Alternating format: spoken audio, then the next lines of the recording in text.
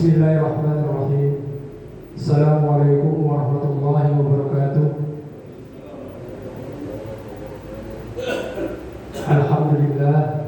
Alhamdulillahi rabbil alamin. Wassalatu wassalamu ala asrafil Muhammadin rasulil alamin wa ala alihi wa sahbihi ajma'in. Amma ba'du.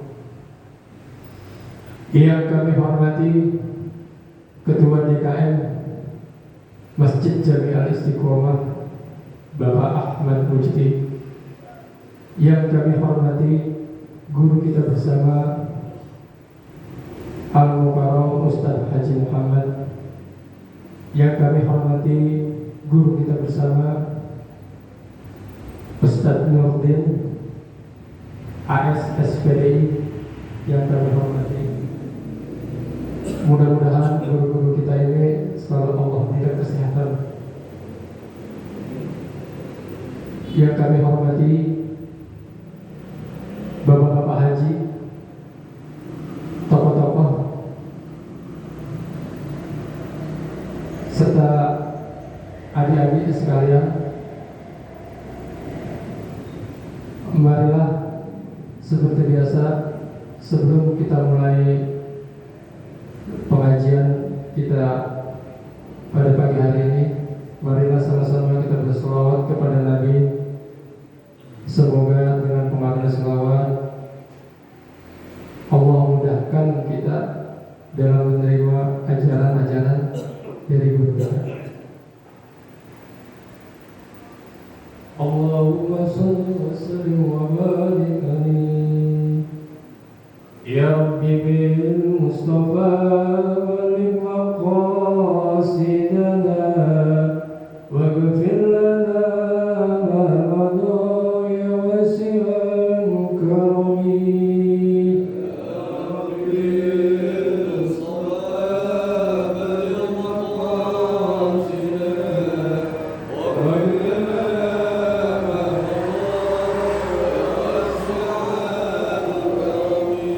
ya Allah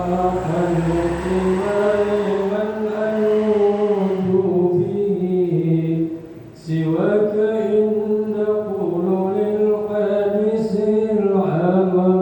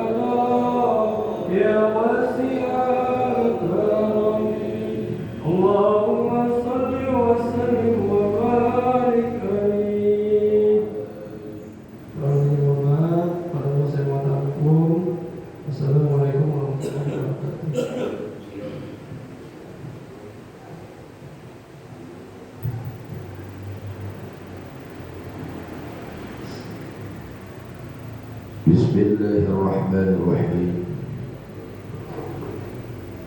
Assalamualaikum warahmatullahi wabarakatuh.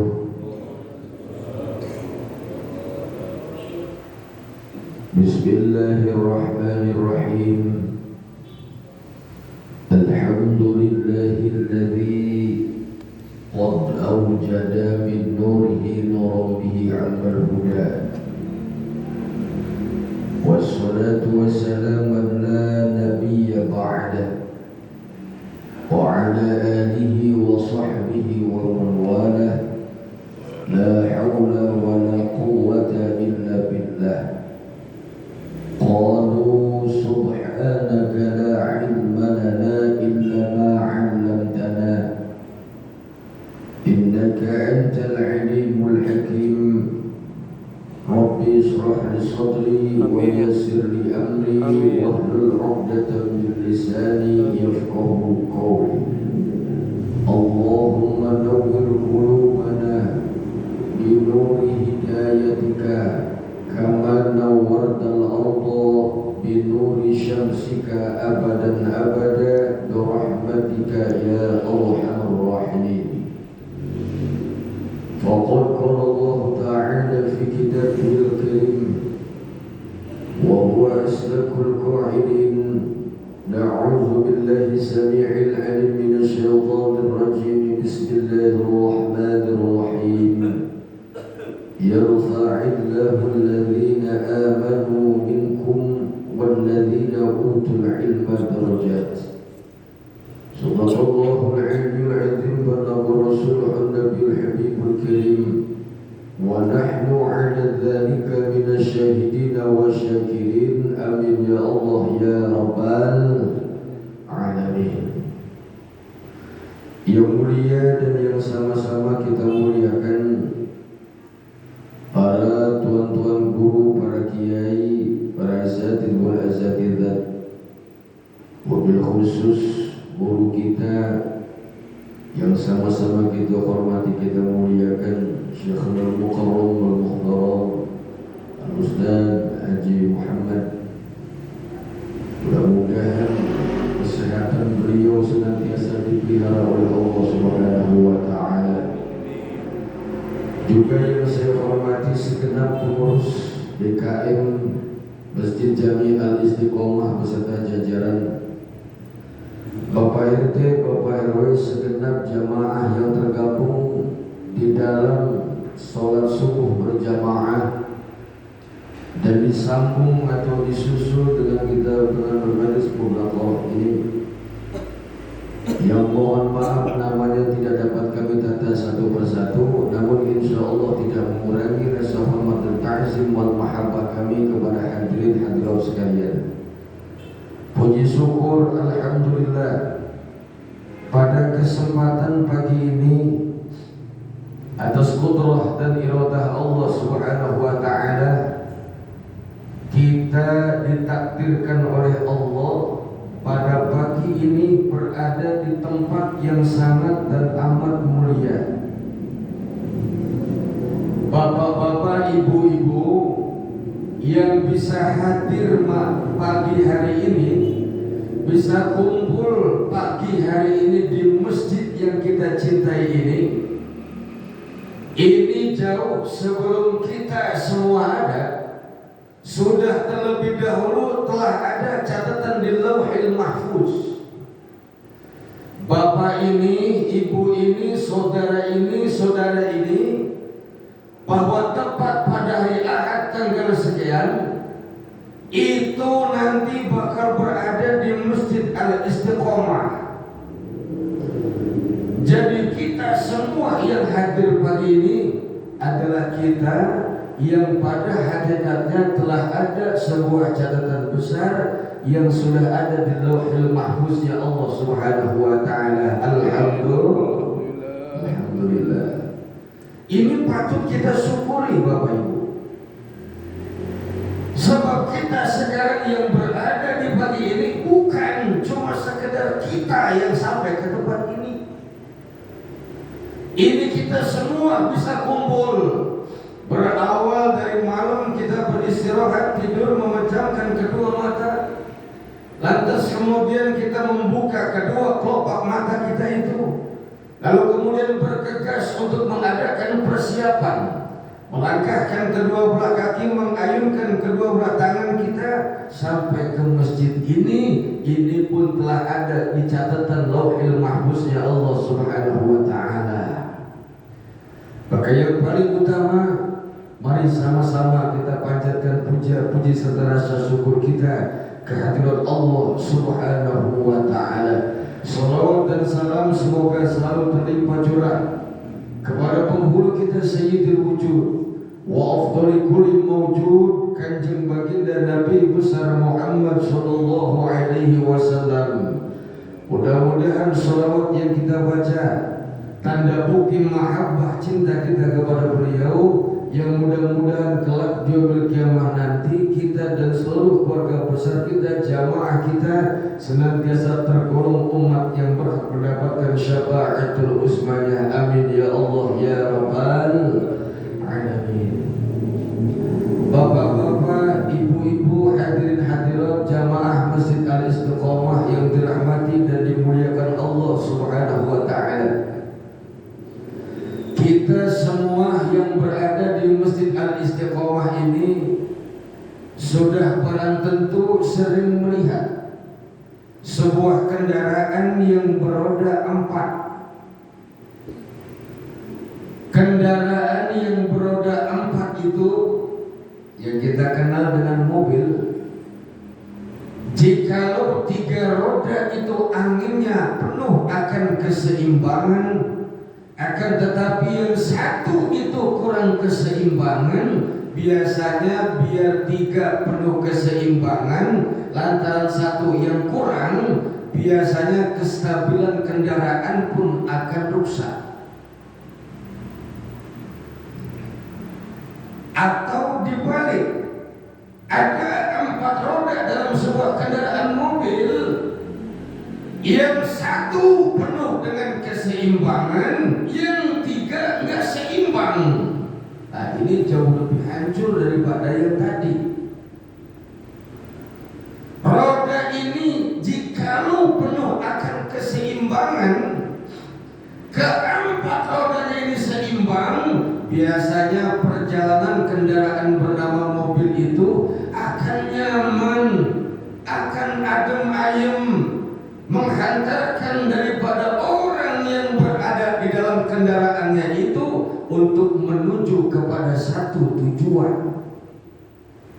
Hadirin hadirat jamaah Masjid Al-Istiqomah rahimakumullah.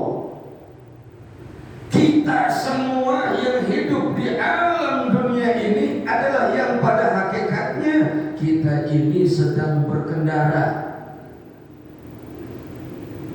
Sadar tidak sadar, tahu enggak tahu, kita ini sedang berkendara.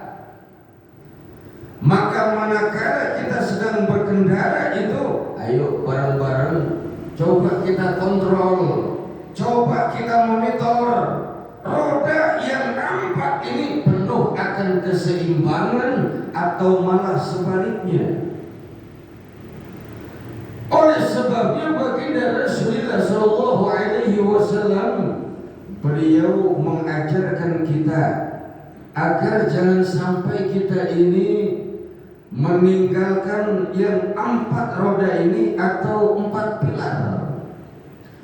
Apa kata baginda Rasul? Nah, ini yang ingin insyaallah pagi ini saya ingin sampaikan daripada silaturahmi saya ke Al-Istiqomah. Kata baginda Rasul, arba'atun asya'a la tatrukuha fi hayatika. Ada 4 perkara. Saya ambil terjemahnya itu ada 4 roda. Yang keempat ini la tatrukuha fi hayatika. Janganlah kalian tinggalkan di dalam kehidupan dan berkehidupan kita di alam dunia ini. Saya baginda Rasul itu berpesan, umatku, jangan kalian tinggalkan 4 di dalam menapaki kehidupan yang penuh dengan kepanaan ini. Jangankan keempat-empatnya, 1 saja engkau tinggalkan, kau gak akan seimbang hidup di alam dunia ini. Apa yang pertama itu? Nah, ini yang pertama kata baginda Rasul, hidup kita ini gak akan seimbang, rodanya gak akan seimbang dalam menapaki perjalanan untuk mencapai kepada satu tujuan. Yang pertama kata baginda Rasul, la tatruku syukru fatuharrimu ziyadah. Janganlah kalian semua meninggalkan daripada syukur kepada Allah, fatuharrimu ziyadah, karena sesungguhnya kalau engkau meninggalkan syukur kepada Allah itu, engkau sendiri yang menghilangkan akan anugerah karunia yang dititipi oleh Allah Subhanahu wa taala. Ya, Hadirin hadirat yang saya hormati, bersyukur terus. Jangan meninggalkan syukur. Yang ditinggalin. Sebagaimana yang kita pernah kaji itu di dalam kitab I'anatul Talibin, bahwa kalimat syukur yang paling sederhana itu adalah kita mengucapkan kalimat alhamdulillah.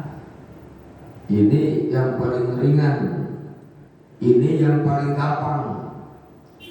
Ini mau mulai pun siapa juga tiba mengucap alhamdulillah biasanya ada gampang. Didapat rezeki dia ucapkan alhamdulillah.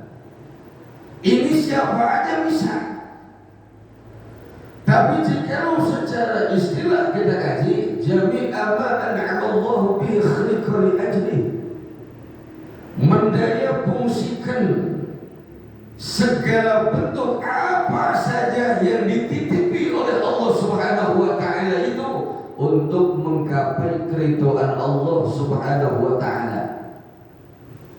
Hadirin, jangan meninggalkan syukur kepada Allah, sebab kalau kita meninggalkan syukur kepada Allah, jangankan ditambah, jangankan mempertahankan, kita sendiri yang akan menghilangkan daripada karunia nikmat yang telah diberikan oleh Allah Subhanahu wa taala.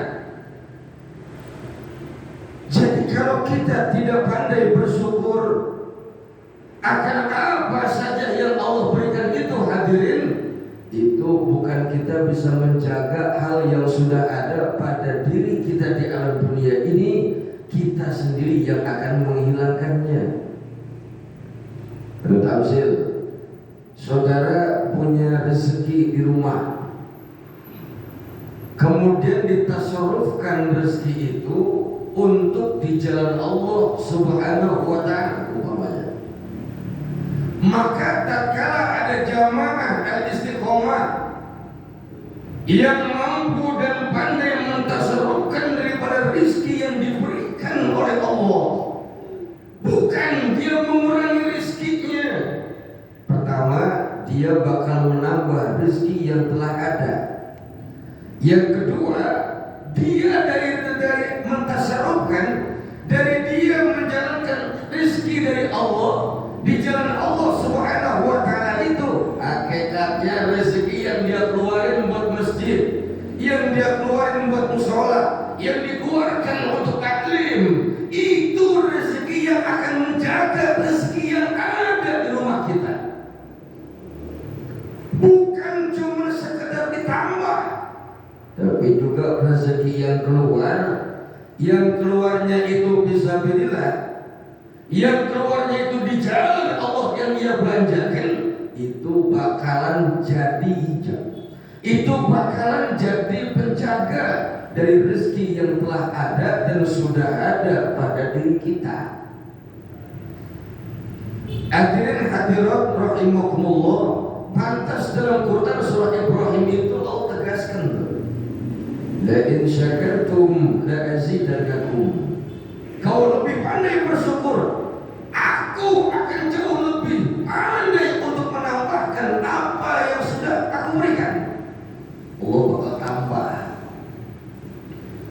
Jadi kalau kita mau ambil hikmahnya begini Pak, sepandai-pandainya kita bersyukur kepada Allah, Allah akan jauh lebih itu yang akan ditambahkan dari Allah Subhanahu wa Ta'ala. Semakin kita bodoh bersyukur, semakin kita ini kerdil bersyukur, semakin bakhil kita, semakin pelit koret kita, biasanya rezeki itu semakin sulit buat mendekat kepada kita. Ini makna fatuharrimu ziyadah. Jadi rezeki yang ada di kita itu bukan sekedar Allah yang mencabut, enggak mungkin, enggak ada asbabiahnya. Maka harus pandai bersyukur kepada Allah. Saya ambil satu tafsirnya begini Pak. Kalau bapak-bapak jamaah al-istiqomah ada atasan, taruhlah big boss, lantas kemudian atasan kita itu memberikan sesuatu kepada kita, berikut bonus-bonusnya kepada kita, maka kita biasanya itu banyak tampilan berterima kasih kita kepada atasan kita. Semakin banyak yang kita terima dari atasan, biasanya dan semestinya jauh lebih banyak pula tampilan berterima kasih kita kepada atasan. Biasanya begitu orang yang bijak tuh. Orang yang kerdil itu Pak, semakin besar yang diberikan, semakin banyak yang diberikan oleh atasan, ini dia masa bodoh aja. Enggak ada tampilan berterima kasih kepada seseorang yang diberikan. Tuh biasanya tuh orang yang model kayak begitu tuh besok ngapokin orang tuh. Betul begitu Pak? Ibu aja gue bagi bukan terima kasih, besok ada lagi dah. Cukup dah minggu ini gue bagi. Nah kan begitu tuh biasa tuh. Itu bisa ngapokin. Sekarang saya tarik ke vertikal. Allah banyak memberikan anugerah kepada kita. Dari mulai yang kecil, menengah, bahkan yang besar. Yang lebih besar yang harus kita terima kasih kepada Allah. Hadirin, nikmat yang paling besar pertama, kita ditakdirkan jadi umat Kanjeng Baginda Rasulullah Shallallahu Alaihi Wasallam. Kedua, nikmat yang paling besar, kita mendapatkan nikmat kalimat La ilaha illallah, La ilaha illallah, La ilaha. Itu nikmat paling besar Pak. Seberapa besar pangkat dan jabatan, seberapa besar harta yang kita tumpuk, tidak ada nilainya, tidak ada harganya kalau ditimbang dengan kalimat La ilaha. Itu Pak. Pernahkah kita berpikir sejenak, kalau di hati kita ini masih ada La ilaha illallah, itu yang paling mahal. Kalau itu mahal, ayo bareng-bareng tampilkan La ilaha illallah itu. Supaya apa? Supaya La ilaha illallah bisa kita bawa dalam kehidupan di alam dunia. Bahkan kita harus bawa kita ketika meninggalkan alam dunia. Jangan La ilaha illallah kita hidup di mampang, kita hidup di kolong langit Allah, tetap ada ketika hidup, tapi enggak ikut ketika kita meninggalkan hidup. Na'udzu. Ini yang disebut adres husnul khatimah. Jadi oleh sebab itu, pesan baginda Rasul yang pertama adalah jangan engkau umatku tinggalin syukur kepada Allah. Orang yang bersyukur kepada Allah, ini yang saya mau garis bawahi. Orang kita semua yang hadir ini, kalau mau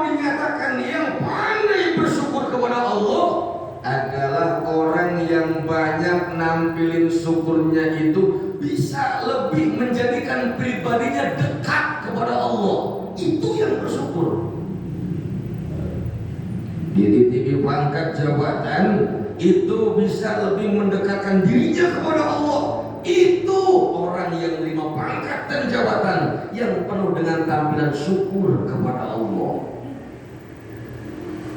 Dititipi umur, dititipi kesehatan oleh Allah, dititipi rezeki oleh Allah, baik yang abstrak ataupun yang konkret.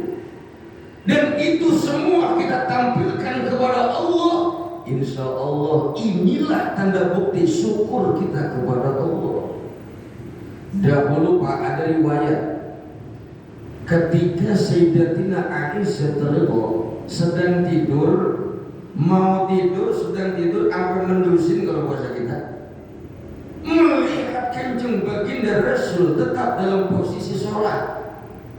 Ini yang sering disampaikan para dai ketika maulid, kaki baginda Rasul itu ketika sholat sampai pada bengkak.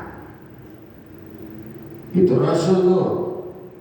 Ya, ketika beliau hendak tidur melihat suaminya itu baginda Rasul sedang sholat, sedangkan Aisyah mau tidur. Dari tidur mendusin bahasa kita mah jerjepan ya. Baru jerjep entaran nengok lagi tuh. Lihat masih baginda Rasul masih sholat. Mulai layap-layap, nah layap-layap itu level naik dikit gitu. Mulai layap-layap. Kemudian seketika itu melihat gerayangan baginda Rasul tetap dalam keadaan sholat. Sampai pulas kemudian bangun, itu ngimplon lagi baik baginda Rasul dalam sholat. Sehingga ketika sudah sholat baginda Rasul diajakin bicara, masa kita amal sendiri Aisyah. Ya Rasul, engkau ini liyaghfira lakallahu ma taqaddama min dhanbi. Ya Rasul, engkau itu dosanya udah dijamin ampun. Yang dahulu sudah ada jaminan ampun. Bahkan yang akan datang itu pun sudah dijamin ampun. Udahlah sholat bahasa kita nih, bahasa okennya nih, udahlah yang sewajar-wajarnya saja. Nah ini cerita singkat ini terus yang mau ambil ke bab syukur. Apa jawaban baginda Rasul? Wahai Aisyah, bukankah ketika Allah menganugerahkan itu semua kepada saya, kepada suami daripada Sayyidatina Aisyah radhiyallahu, maka saya harus bisa lebih pandai bersyukur akan pemberian Allah itu. Kalaulah ditinjau dari segi apa yang saya laksanakan dan apa yang saya lakukan ini semata-mata supaya baginda Rasul bukan cuma sekadar Sayyidul Anbiya wal Mursalin. Baginda Rasul Nabi kita juga sebagai abdan syakura. Kanjeng Nabi Muhammad itu tergolong abdan syakura, hamba Allah yang pandai bersyukur kepada Allah. Sekarang saya mau ambil ke bab syukur tadi. Kalaulah baginda Rasul yang sudah dijamin ampun dosa yang telah lalu dan dijamin ampun dosa yang akan datang, baginda Rasul kalau sholat itu kakinya sampai pada bengkak. Model kita nih sekarang di Istiqomah, datang Jibril ngomong, bapak-bapak Istiqomah, ya dosa panjenengan sudah dapat ampun ka Gusti Allah ingkang nur baejakan. Tahun lalu udah diampunin, yang akan datang diampunin. Udah itu informasinya dah. Kita mah bakal beda tuh. Nah kalau besok keprek lomba yang subuh udah begitu. Itu biasa kita begitu tuh. Kenapa? Udah aman. Dosanya udah keputihan. Tapi baginda Rasul, kenapa yang ditampilkan, yang disampaikan kepada Sayyidatina Aisyah? Supaya, bukankah kau senang wahai Aisyah kalau saya ini mendapatkan kalimat abdan syakura? Aisyah senyum, menundukkan kepalanya di hadapan baginda Rasul, seraya Sadaqta ya Rasulullah, benar kau ya Rasul. Semakin besar anugerah yang kita terima dari Gusti Allah, harusnya semakin banyak tampilan untuk mengadakan PDKT, untuk tampilan pendekatan kita kepada Allah, bukan malah kita menjauh.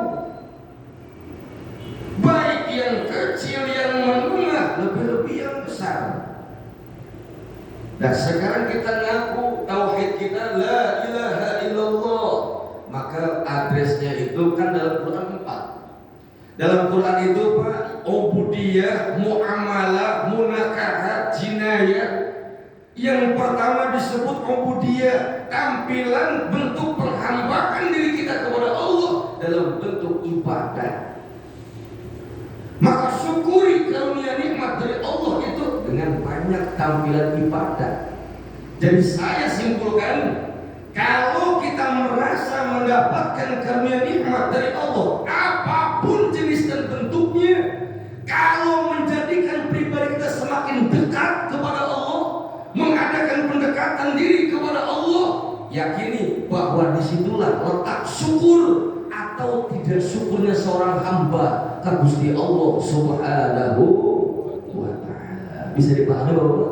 Nah, jadi kalau kita dapat sehat, alhamdulillah ya Rabb, saya sehat. Saya pengen ke taklim, saya pengen ke masjid, saya pengen ke musola, saya pengen ini, pengen itu, terus terpaut untuk kebaikan-kebaikan. Itu syukur kepada Allah. Bukan cuma sekadar mengucap hamdalah, walaupun memang tadi dalam kitab I'anatul Talibin itu yang paling dikit syukur kepada Allah kita mengucapkan kalimat alhamdulillah. Tapi hakikatnya Pak, adakah kita di balik hamdalah itu konsekuensi dari hamdalah? Begini, ada seseorang yang memberikan sesuatu kepada Bapak. Bapak mengucap tuh, Pak, terima kasih ya Pak atas pemberian kemarin, sudah terima itu Pak. Maka di situ bukan cuma ucapan semestinya. Lalu bagaimana? Mimik wajah Bapak, anatomi tubuh Bapak itu pun harus menampilkan dengan ucapan terima kasih yang Bapak sebutkan. Coba dah sekarang begini, ada orang yang ngasih sesuatu bonus lah, hadiah besar kepada kita. Kita mengucapnya cuma wajah kita berubah. Kasih Pak. Padahal tuh yang dikasih itu berharga tuh. Orang yang depan kita mengucapkan terima kasih, wajah kita beda, tampilan kita beda. Ini buat saya Pak ya. Makasih Pak. Itu kira-kira itu orang yang ngasih gimana mendek begitu Pak tuh. Kata orang yang ngasih, mendek juga nih orang nih. Bagi mukanya sepat aja bawahnya gitu tuh. Itu napokin juga tuh. Jadi ucapan terima kasih kita ini harus layak dibarengi, diiringi dengan tampilan yang enak. Jadi makna walhamdulillah urfi itu kita mengucapkan sedikit-dikitnya itu kalimat hamdulillah, alhamdulillah ya Allah, seraya ada usaha dan upaya untuk menggerakkan kepribadian kita untuk dapat mendekatkan diri kita kepada Allah. Itu maknanya. Bukan cuma sekedar alhamdulillah. Dapat saja, dapat berapa banyak, bagaimana? Alhamdulillah. Itu kan gampang tuh empuk. Itu nggak ubahnya orang ngasih sama kita depan kita ngucap gitu. Ini buat saya Pak, ya. Makasih Pak. Begitu tuh. Itu yang enak menurut kecitakin tuh kalau begitu tuh. Udah dikasih tampilan mukanya bikin enak, bukan bikin enak. Bapak-bapak hadirin-hadirat jamaah istiqomah dirahmati dan dimuliakan. Jadi maka syukur itu. Jadi kalau sering kita menyatakan syukur kepada Allah, sering baca dalam Quran surah Ibrahim ayat 7 umpamanya disampaikan oleh para guru-guru, para kiai, para dai-dai, disampaikan lagi syakartum la azidannakum wa la in kafartum inna adzabi lasyadid. Makin kau bersyukur kepada Allah kami tambah, kubur nikmat berubah menjadi azab. Kita paham betul dengan tarjim itu. Tapi kadang kita untuk menelusuri jauh lebih dalam daripada syukur, kita ini kadang-kadang lisan bersyukur, pergerakan tampilan yang berbeda akan syukur kepada Allah. Oleh sebabnya Yang pertama, jangan tinggalkan syukur kepada Allah. Artinya adalah baik nikmat yang kecil, yang menengah menurut kita, kemudian lebih-lebih yang besar. Seharusnya mau kecil, menengah dan besar, kalau itu banyak tampilan untuk mendekatkan pribadi kita kepada Allah, itulah bersyukur kita kepada Allah Subhanahu wa ta'ala. Dikasih rezeki, duit banyak, jadi hartawan, cuman pelitnya bebelis-belis. Nah, bebelis-belis apa tuh bebelis-belis tuh? Jadi kalau 17 setan agak seberapa dah? Kalau udah bebelis-belis kacau Pak tuh. Bener Pak, itu kalau dia megang air baik jangan ada tumpah, nah kacau tuh begitu. Saking kikir dan pelitnya Pak. Bagi bahasanya dia nggak mau kasih itu rezekinya, nggak mau disalurkan ke masjid, ke musola dan seterusnya. Hati-hati. Itu jangankan bisa dijaga Pak, hilang sudah pasti, berkurang iya. Atau mungkin itu bukan menjadi sebuah alat untuk mendekatkan dirinya kepada Allah, tapi khawatir jadi istidraj. Itu yang kita khawatirkan. Itu bisa Allah itu bakal menenggelam seorang kampung. Oleh sebabnya, ayo bareng-bareng dalam konteks syukur ini, tampilkan syukur kita kepada Allah. Semakin ada usaha dan upaya diri kita untuk lebih dekat kepada Allah, itulah tampilan syukur yang sesungguhnya kepada Allah Subhanahu wa ta'ala. Itu yang pertama. Yang kedua, la tatruku zikrullah fatuharrimu zikrullah laka. Janganlah kalian meninggalkan zikir kepada Allah. Ini pesan Nabi. Karena kalau kau meninggalkan zikir kepada Allah, fatuharrimu zikrullah laka, maka sesungguhnya kau sendiri yang akan menghilangkan akan ingat Allah kepadamu. Saya ambil tamsil biar gampang memahaminya begini.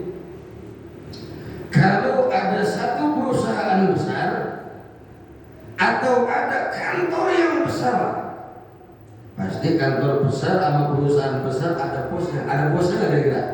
Ada. Kalau ada bosnya, ada pegawainya nggak? Ada. Nah, baik, bisa dipahami nih. Kalau ada sebuah kantor, sebuah perusahaan besar, jikalau di dalam itu ada bos besar, pasti di bawah itu para pegawai, karyawan dan karyawati pasti ada. Akan tetapi kalau bos ini ingat kepada bawahan, bos ini ingat kepada para pegawai, karyawan dan karyawatinya itu di dalam kantor dan perusahaan, itu wajar.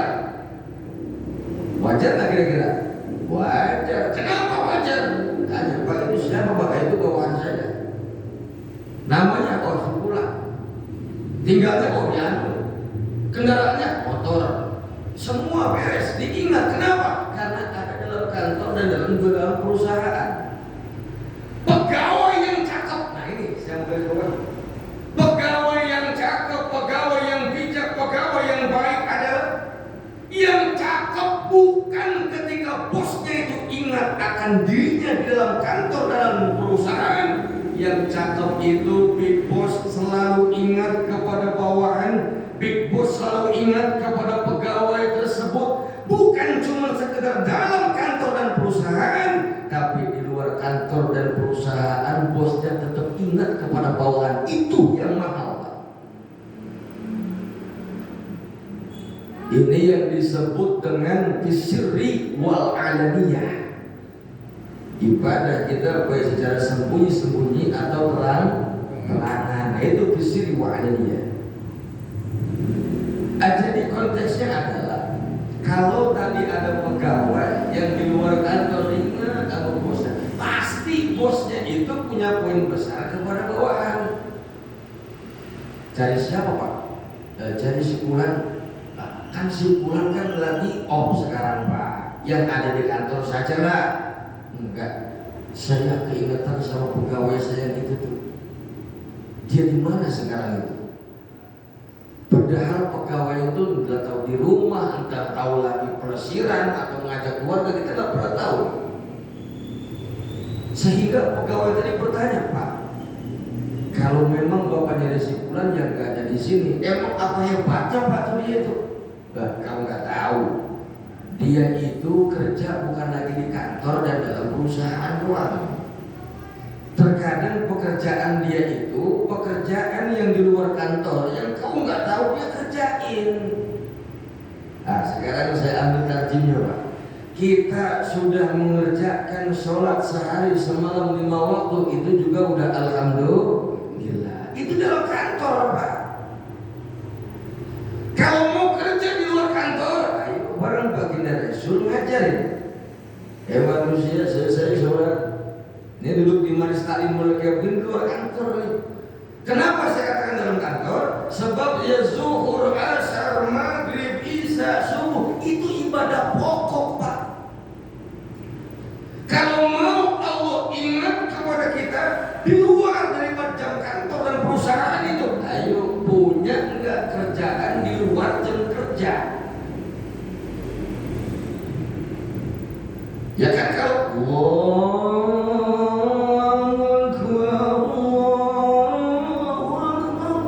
maghrib jam kerja, emang udah duduk dikerjain, betul begitu?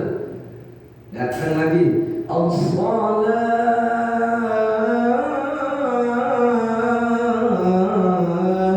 khairun minan naum. Bangun sholat, emang jam kerja, betul begitu Pak? Tapi di luar daripada itu ada nggak tampilan-tampilan yang lain supaya Allah ingat kepada kita? Bukan cuma dalam perusahaan dan kantor yang cakep di luar kantor, di luar perusahaan itu Big Boss tetap ingat kepada kita. Insya Allah. Ini Pak yang disebut al-kuruni al-kurkum. Ingatlah kau kepadaku dimanapun kau berada, dalam situasi kondisi apapun yang sedang mengambil wahai hambaku. Iya ya Rabb, aku yang akan ingat kepadamu. Engkau seperti demikian, bantuanku akan jauh lebih tepat dan cepat kepadamu. Nah, ini satu hal yang perlu kita pahami bersama, bahwa al-kuruni al-kurkum al-kuruni al-bito'ati al-kurkum bima'unati. Bisa juga itu al-kuruni itu kita ingat kepada dengan tampilan ketaatan. Al-kurkum, ingatnya Allah kepada hambanya bima'unati. Aku akan ingat kepadamu wahai jamaah istiqomah, iya ya Rabb, dengan pertolonganku. Jadi kalau Allah nolong kita, baik cepat ataupun lambat, pertolongan Allah itu adalah hasil daripada asbab bentuk ketaatan kita kepada Allah. Semakin kita memperbanyak, mempercepat dan tepat bentuk ketaatan, maka Allah pun bima'unati ingat kepada kita. Tuh akselerasi, percepatan dari pertolongan Allah lebih cepat dari apa yang kita laksanakan. Nah ini penting buat kita, al-kuruni al-kurkum itu tadi. Jadi yang kedua pesan bagi Rasul, jangan tinggalin zikir kepada Allah. Sebab kalau kita ninggalin zikir kepada Allah, hakikatnya kita yang sudah mulai dapat, supaya Allah pun tidak ingat kepada kita. Na'udzubillah. Makanya lidah kita di tengah kita bengong atau bagaimana, mendingan kita berzikir, bersolawat kepada baginda Rasul. Itu kan lebih asik Pak. Udah dompet sipit tahu nggak Pak? Dompet itu enakan belur daripada sipit Pak.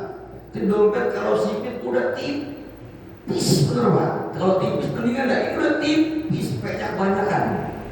Itu udah sipit bener itu. Ya. Nah udahnya begitu tuh, udah baca sholawat.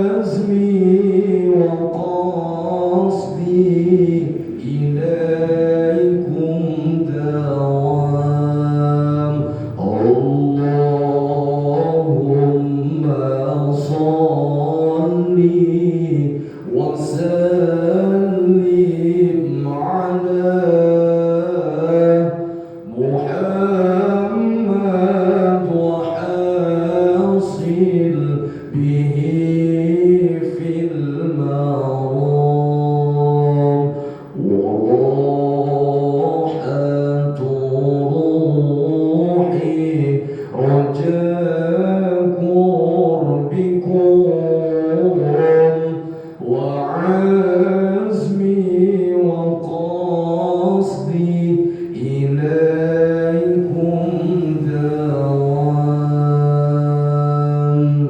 Insya Allah hati jadi adem, dompet jadi belok.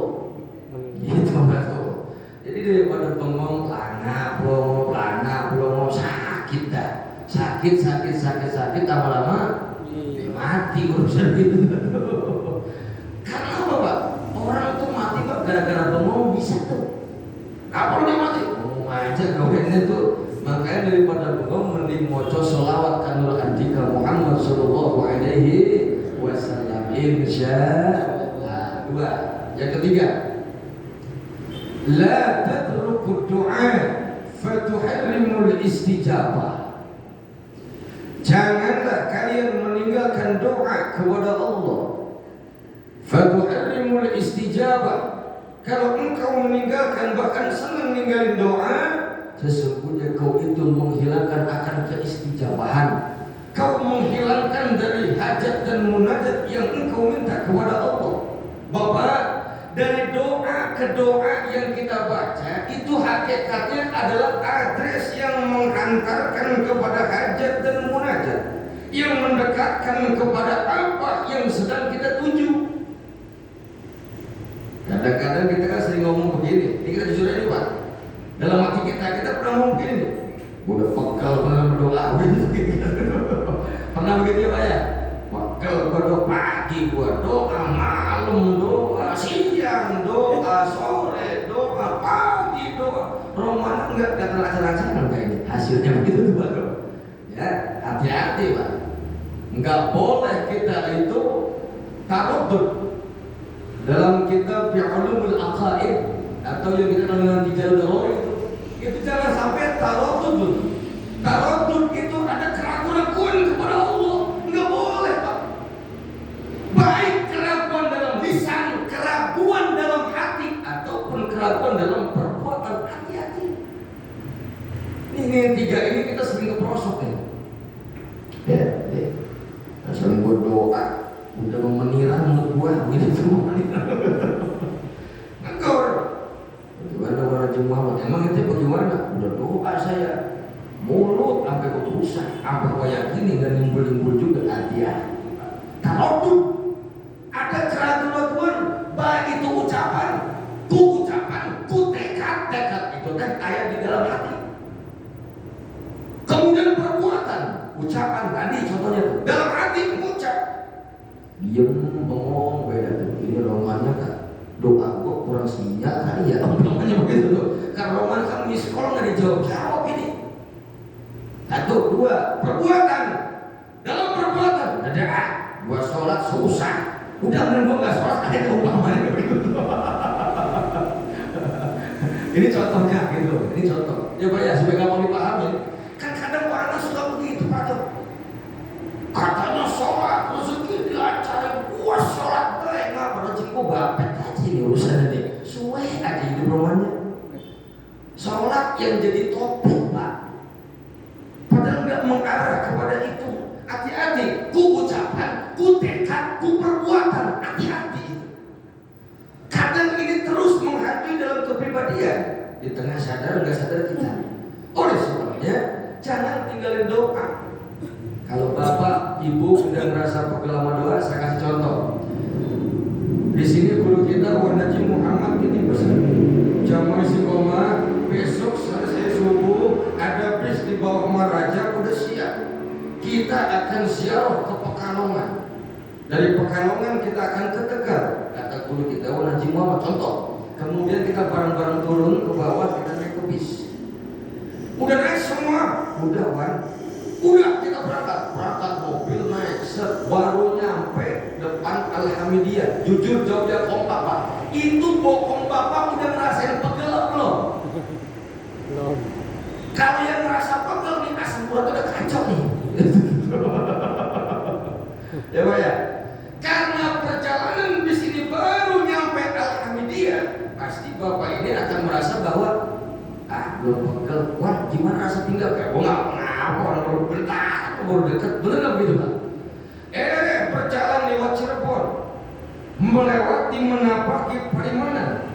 Sekali kita lewati, wah udah mulai dah tuh pinggang, udah mulai mikir, ya kan? Bikin pegel. Nah, sekarang saya mau terjemahin begini Pak. Kalau kita dari doa ke doa sudah merasa pegel, yakini doa kita itu udah jauh perjalanannya Pak. Jangan dipulangin ke dasar. Udah nyampe Cirebon, pegel pengen ke Mampang kan ngaco. Betul begitu? Nah, jadi kalau Bapak Ibu sudah ada pembicara umpama ini contoh saja, udah pegel banget sama doa, kemudian nancep mulu ini umpamanya begitu. Ya, yakini Pak, kalau Bapak udah merasa pegel akan doa, yakini sesungguhnya perjalanan doa Bapak sudah melampaui jauh. Kalau semakin jauh perjalanan, maka akan semakin dekat kepada tujuan. Betul begitu? Bapak mau ke Cirebon, udah lewat jalan tol tuh. Seharusnya kan nggak usah pulang lagi. Udah dah pegel dah, jalan terus dah. Yang penting nyampe ke Cirebon kan begitu gurunya betul.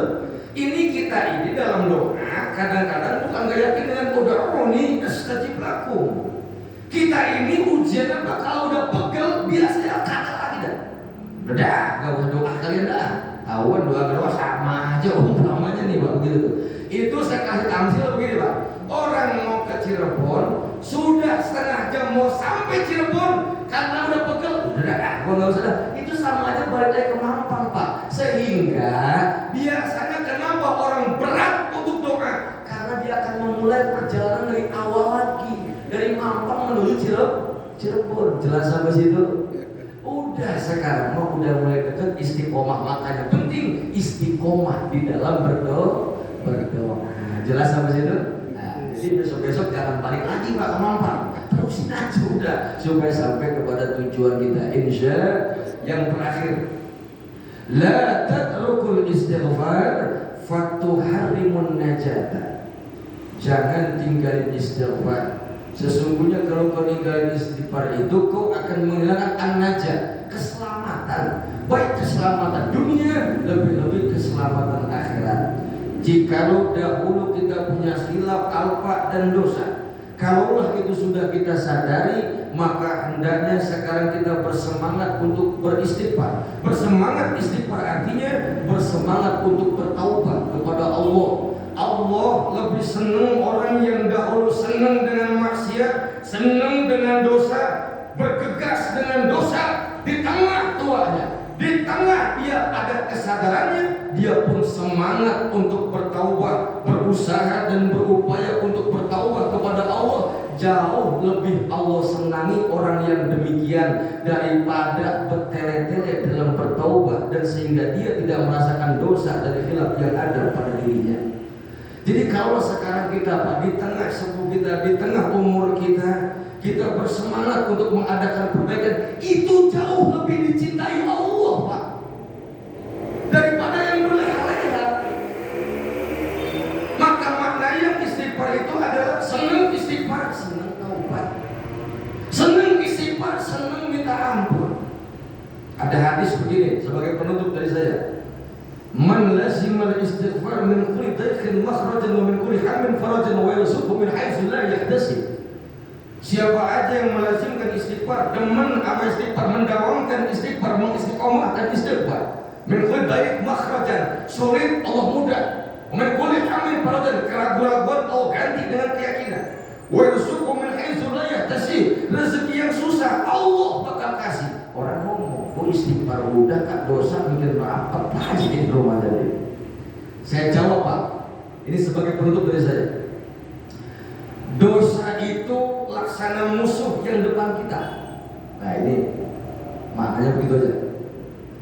Kalau di depan kita ini ada seekor gajah yang besar, nah ini sebagai penutup Pak, kalau diperhatikan.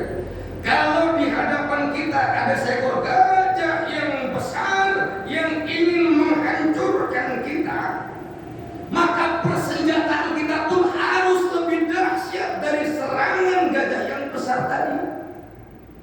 Kalau gajah yang besar ngayap ke Mampang pengen nyeruduk kita, kita persediaan selepetan. Tahu selepetan Pak? Ketapet. Gajah mau nyerang, diambil selepetan. Wah gajah cepet dan itu gajah tukang nyengir doang Pak. Kata gajah, apa ini dibawa kelipah gitu. Betul begitu? Seharusnya kalau musuh kita lebih besar, senjata kudu lebih jitu. Bagaimana caranya? Gajah dengan buah. Bagaimana warna cemawat? Tenang Ustaz, di rumah ada tombak. Tombak kurang M70 siap. Nah ini cakep urusan. Datang katok tembak biar aja. Itu gajah nggak jadi nyerang kita, tumbang di hadapan kita. Sekarang saya terjemahin Pak. Bukan istighfar kita yang nggak mempan menerabas apa yang tadi dijanjikan oleh baginda Rasul. Musuh kita jauh lebih besar dari istighfar kita. Dosa kita jauh lebih besar ketimbang istighfar yang kita baca Pak. Jadi bukan istighfar nggak mempan, musuhnya terlalu besar. Istighfar kita senjatanya ketapel. Udah ketapel gak ada apa-apa, depan al-istiqomah ada sapu lidi. Diambil sapu lidi, gajah mau nyerang sapu lidi ditabraknya kayak digaruk-garuk. Begitu betul begitu Pak. Jadi saya ulangi sekali lagi Pak, istighfar adalah dosa yang ada pada diri kita. Besar kecil itu harusnya persenjataan harus sesuai dengan musuh yang menyerang kita. Sekarang kita jawab masing-masing. Bapak-bapak istiqomah. Kecil dan besar dosa kita yang tahu bukan orang lain. Betul. Besar kecil dosa kita yang tahu kita sendiri. Maka yang tahu musuh kita besar atau kecil bukan orang lain, tapi yang tahu musuh kita sendiri. Ya Allah, dosa saya ini. Berarti secara gak langsung Pak, musuh saya ini. Ujuk pantesan gue istighfar ngompan lu gede juga lu musuh apa gitu. Ya Pak ya. Wah kemarin gue istighfar ngompan dilihat. Ya pantesan dosa gue mengkecil begini. Ini gue istighfar ternyata gue jadi. Jadi sekali lagi sebagai penutup makna baiknya adalah dosa besar kecil bukan orang lain yang tahu. Itu yang tahu kita. Dan besar kecil dosa kita itu adalah besar dan kecilnya musuh di hadapan kita. Kalau kita ingin menumbangkan musuh yang besar, menumbangkan musuh yang menengah, atau menumbangkan musuh yang kecil sekalipun, lihat persenjataan kita sesuai atau tidak untuk menumbangkan musuh depan kita. Jelas sama jelas? Alhamdulillah. Jadi kalau cuma istighfar doang belum mempan-mempan, berarti senjata kita yang gak sembabat sama musuh kita. Istighfar yang gak sembabat sama berdosa. Jelas? Berarti harus ditambah dengan taubah dan juga yang lain-lainnya. Pantas ada istighfar, ada yang menengah, ada sayyidul istighfar. Ini level Pak. Jadi kalau senjata ini nggak mungkin, pakai senjata lain. Boleh istighfar nggak mempan ya. Besok butuh sholat sunat taubah, mohon ampun kepada Allah. Insya. Jadi sekali lagi musuh besar kecil bukan perkara istighfar yang nggak mempan. Karena musuh kita lebih besar, artinya di situ adalah dosa yang lebih besar. Belum sepakat dengan istighfar kita, harus cari senjata yang lain untuk menumbangkan musuh di depan kita. Insya mudah-mudahan walaupun sedikit ada manfaatnya. Mari sama-sama kita baca Fatihah. Mudah-mudahan senantiasa Allah selamatkan iman Islam kita dan keluarga besar kita, sehingga kita akan mencapai kepada ibtigha mardatillah, untuk menggapai keridhaan Allah Subhanahu wa taala. Amin ya rabbal alamin. Ala hadhihi niyyah wa ala kulli niyatin salihah wa ila hadratin nabi al-fatihah. A'udzu billahi minasy syaithanir rajim. Bismillahirrahmanirrahim. Alhamdulillahi rabbil alamin. Arrahmanir rahim. Maliki yaumiddin. Iyyaka na'budu wa iyyaka nasta'in. Ihdinas siratal mustaqim. Siratal ladzina an'amta 'alaihim ghairil maghdubi 'alaihim waladdallin. Amin. Wa'fali karim irhamna. Allahumma bihaqqi suratil Fatihah, bil ijabati suratil Fatihah, bil ma'rifati suratil Fatihah. Ya farijal hamdi ya kashifal gham, ya man li'abdihi yaghfir wa yarham, ya dafi'al bala ya Allah, ya dafi'al bala ya Rahman, ya dafi'al bala ya Rahim. Istajib du'ana ya bil ijabati jadir. da'wahum ya subhanakallahumma tahiyyatuhum ya salam wa akhir da'wahum alhamdulillahi rabbil alamin. Astaghfirullah rabbal raya astaghfirullah minal khataya astaghfirullah rabbal raya astaghfirullah minal khataya. Terima kasih atas segala perhatian. Mohon maaf atas segala kekurangan. Usikum wa nafsi biqaulillah. Wassalamualaikum warahmatullahi wabarakatuh.